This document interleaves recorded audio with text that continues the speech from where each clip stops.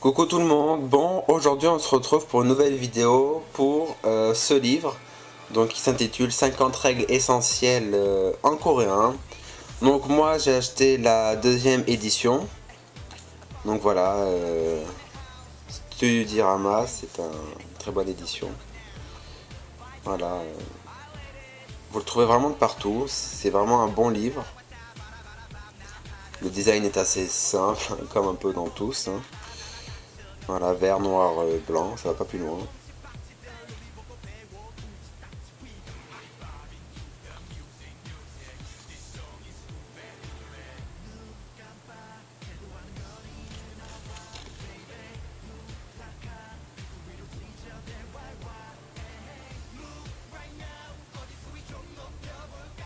Voilà. Donc là vous voyez le prix, 9,90 €. Ouais, donc c'est pas très cher, hein. Franchement ça vaut son prix, hein.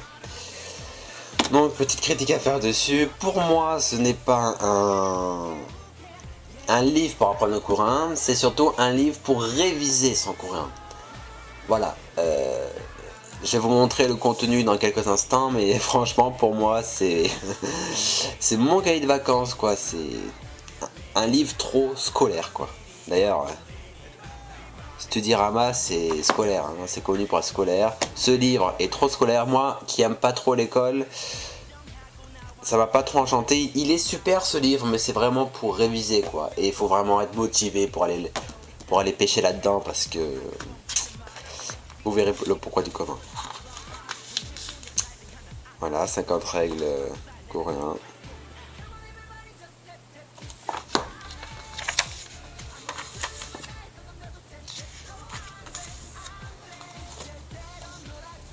Comme d'habitude, la petite biographie de l'auteur, l'avant-propos. Hop. Là, vous avez le long sommaire. C'est flou, ça m'énerve. Je sais pas si vous voyez bien.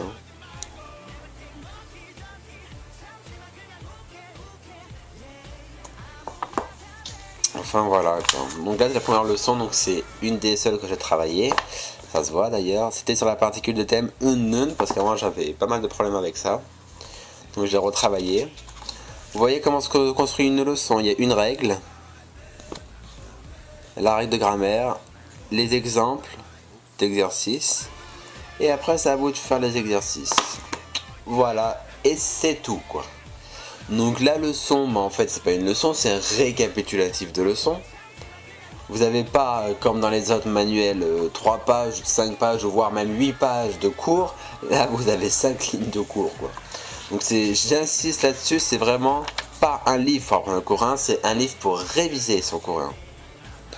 Voilà, vous avez vraiment tout, le nominatif, le datif, la direction, le moyen, Ilias, voilà, le génitif, enfin il y a vraiment plein de trucs tous les temps. Voilà, donc dedans vous n'avez pas que de la grammaire. Hop, hop, hop, hop, hop.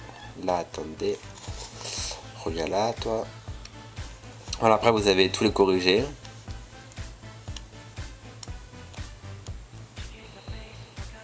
Le tableau des verbes irréguliers, donc qu'on ne trouve pas dans tous les manuels. Moi j'avais bien aimé ça. C'est un peu incompréhensible, mais ça va.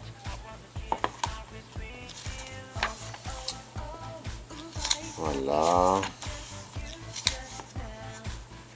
Ça c'est super intéressant, la localisation temporelle. Axe spatial pour se situer dans le temps et tout, c'est vraiment pas mal. Bon, voilà, là, si vous voulez écrire des notes, et puis voilà. Il n'est pas très difficile celui-là, hein. Il n'y a pas de CD, il n'y a rien du tout. Bon, à 10 €, vous pouvez l'acheter, c'est vraiment un truc qu'il vous faut. Je le répète encore, c'est vraiment pas pour apprendre le coréen quoi. Ceux qui veulent apprendre le coréen et qui prennent ça, vous vous trompez, mais vraiment quoi. C'est vraiment pour réviser son coréen, pour revoir les trucs qu'on n'a pas trop compris, pour s'entraîner sur des points de grammaire, parce que j'insiste vraiment là-dessus également. Sur ce livre, il n'y a pas que de la grammaire. Il y a de la grammaire, mais il y a aussi de la conjugaison et des expressions utilisées de nos jours en Corée du Sud.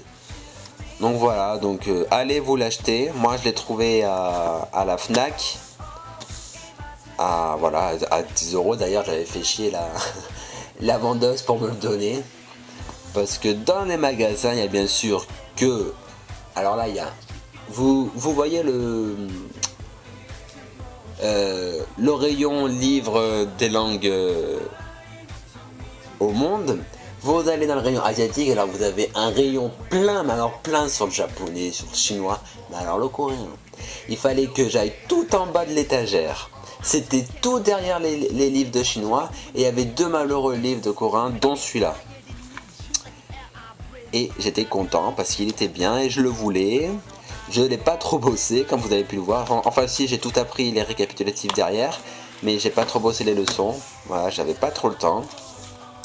Mais c'est vraiment un incontournable, comme son titre l'indique. Mais pas pour un apprentissage, juste pour une révision. D'ailleurs, c'est bien marqué, je sais pas si vous voyez bien là. Une hésitation, un oubli. Voilà, c'est vraiment si vous hésitez sur un point de grammaire ou si vous avez oublié un truc. Donc, comme son nom l'indique, voilà, c'est pas pour apprendre, c'est pour réviser. Donc, j'espère que cette vidéo vous a plu. N'hésitez pas à la partager pour vos amis ou pour vous-même qui souhaitent apprendre le coréen. C'est pas celui-là qu'il faut choisir, celui-là c'est juste pour réviser. Mais il faut quand même le prendre parce que ça vous donne des petites astuces en plus, des petits cours récapitulatifs en plus et un entraînement vraiment assez intensif.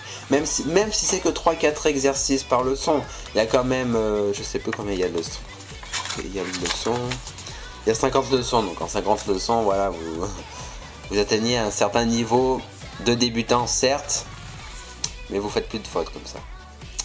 Voilà, bon allez, je vous fais de gros bisous et je vous retrouve pour une nouvelle vidéo. Bisous.